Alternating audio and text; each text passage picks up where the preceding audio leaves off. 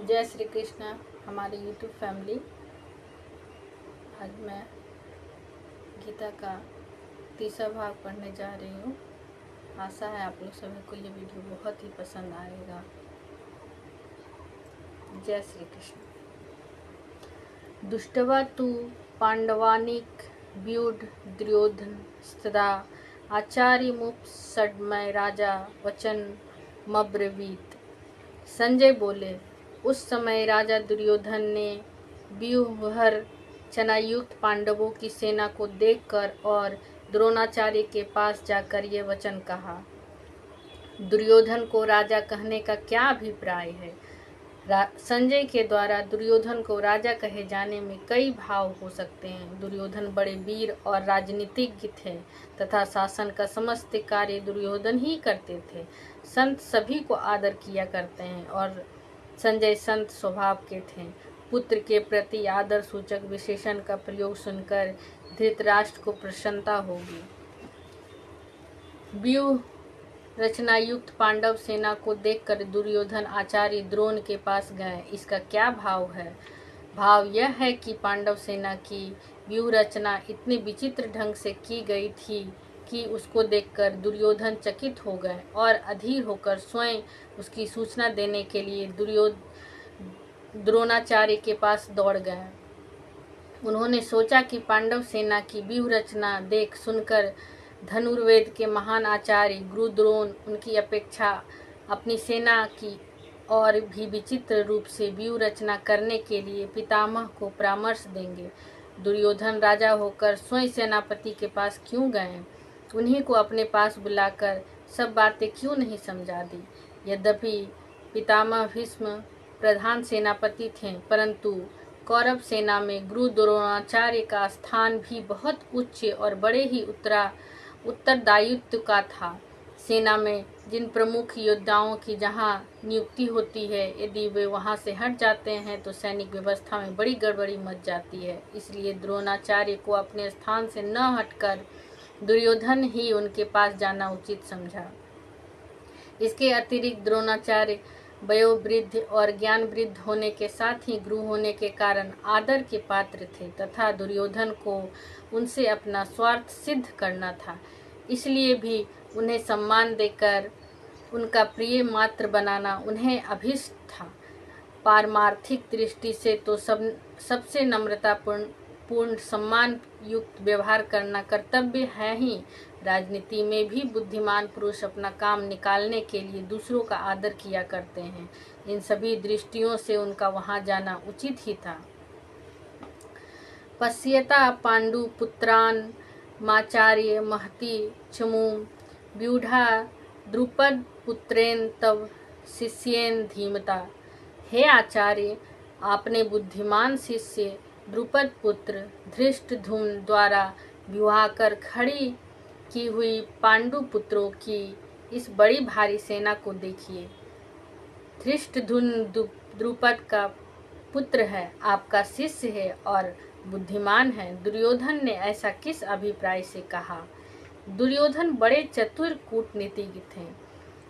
धृष्टद्युम्न के प्रति हिंसा तथा पांडवों के प्रति द्रोणाचार्य की बुरी भावना उत्पन्न करके उन्हें विशेष उत्तेजित करने के लिए दुर्योधन ने धृष्टद्युम्न को द्रुपद पुत्र और आपका बुद्धिमान शिष्य कहा। इन शब्दों के द्वारा वह उन्हें इस प्रकार समझा रहे हैं कि देखिए, द्रुपद ने आपके साथ पहले बुरा बर्ताव किया था और फिर उसने आपका वध करने के उद्देश्य से ही यह यज्ञ करके धृष्टद्युम्न को पुत्र रूप से प्राप्त किया था। धृष्टद्युम्न इतना कूटनीतिज्ञ है और आप इतने सरल हैं कि आपको मारने के लिए पैदा होकर भी उसने आपके ही द्वारा धनुर्वेद की शिक्षा प्राप्त की। फिर इस समय भी उसकी बुद्धिमानी देखिए कि उसने आप लोगों को छकाने के लिए कैसी सुंदर व्यूह रचना की है। ऐसा पुरुष को पांडवों ने अपना प्रधान सेनापति बनाया है। अब आप ही विचारिए कि आपका क्या कर्तव्य है। कौरव सेना 11 अक्षौहिणी थी और पांडव सेना केवल 7 ही अक्षौहिणी थी। फिर दुर्योधन ने उसको बड़ी भारी क्यों कहा और उसे देखने के लिए आचार्य से क्यों अनुरोध किया। संख्या में कम होने पर भी ब्रजव्यूह के कारण पांडव सेना बहुत बड़ी मालूम होती है। दूसरी यह बात भी है कि संख्या में अपेक्षाकृत संकल्प होने पर भी जिसने पूर्ण सुव्यवस्था होती है वह सेना विशेष शक्तिशालिनी समझी जाती है। इसलिए दुर्योधन कह रहे हैं कि आप व्यूहाकर खड़ी की हुई सुव्यवस्थित महती सेना को देखिए और ऐसा उपाय सोचिए जिसमें हम लोग विजयी हैं। अत्र सुरा महेशवासा भीमार्जुन समायुधि ययुधनो विराट सच्च द्रुपद सच्च महारथ धृष्टकेतु सचेत कितान काशीराजस्व वीर्यवान पुरुजित कुंती भोजस्व शैवस्य नर पुंडवा युधामनुश्च विक्रांत उत्मोचास्य वीर्यवान सौभद्रो द्रौपदेयाचस्य सर्व एवं महारथा। इस सेना में बड़े बड़े धनुष वाले तथा युद्ध में भीम और अर्जुन के समान सूरवीर सात्विक और विराट तथा महारथी राजा द्रुपद धृष्टकेतु और चेकितान तथा बलवान काशीराज पुरुजित कुंतीभोज और मनुष्यों में श्रेष्ठ सैव्य पराक्रमी युधामन्यु तथा बलवान उत्मौजा सुभद्रा पुत्र अभिमन्यु एवं द्रौपदी के 5 पुत्र ये सभी महारथी हैं। अत्र पद का यहाँ किस अर्थ में उपयोग हुआ है? अत्र पद यहाँ पांडव सेना के अर्थ में प्रयुक्त है। युधि पद का अन्वय अत्र के साथ न करके भीमार्जुन समा के साथ क्यों किया गया? युधि पद यहाँ अत्र का विशेष नहीं बन सकता क्योंकि उस समय युद्ध आरंभ ही नहीं हुआ था। इसके अतिरिक्त उसके पहले पांडव सेना का वर्णन होने के कारण अत्र पद स्वभाव से ही उसका वाचक हो जाता है, इसलिए उसके साथ किसी विशेष की आवश्यकता भी नहीं है। भीमार्जुन समा के साथ युद्धि पद का अन्वय करके यह भाव दिखलाया है कि यहाँ जिन महारथियों के नाम लिए गए हैं वे पराक्रम और युद्ध विद्या में भीम और अर्जुन की समता रखते हैं।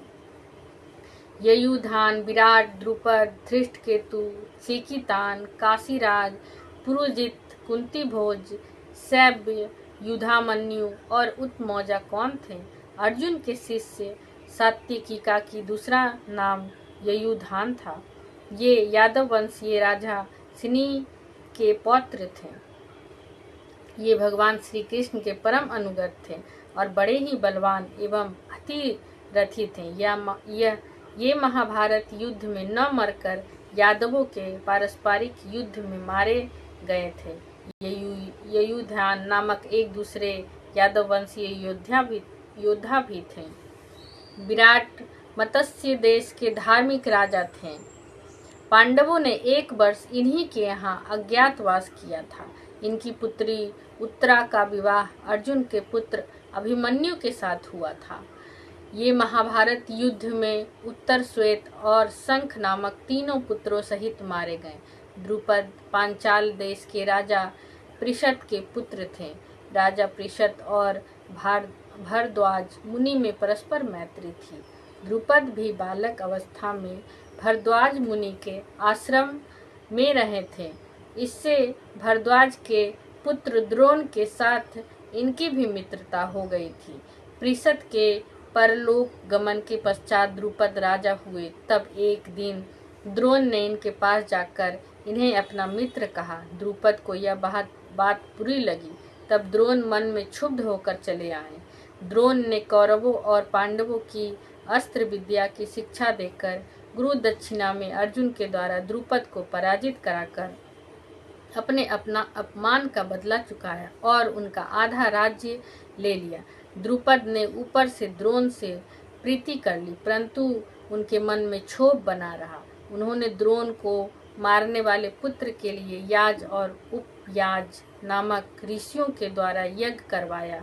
उसी यज्ञ की वेदी से धृष्टद्युम्न तथा कृष्णा का प्राकट्य हुआ। यही कृष्णा द्रौपदी या ज्ञानसेनी के नाम से प्रसिद्ध हुई और स्वयंवर में जीतकर पांडवों ने उसके साथ विवाह किया। राजा द्रुपद बड़े ही शूरवीर और महारथी थे। महाभारत युद्ध में द्रोण के हाथ से इनकी मृत्यु हुई। जय श्री कृष्ण।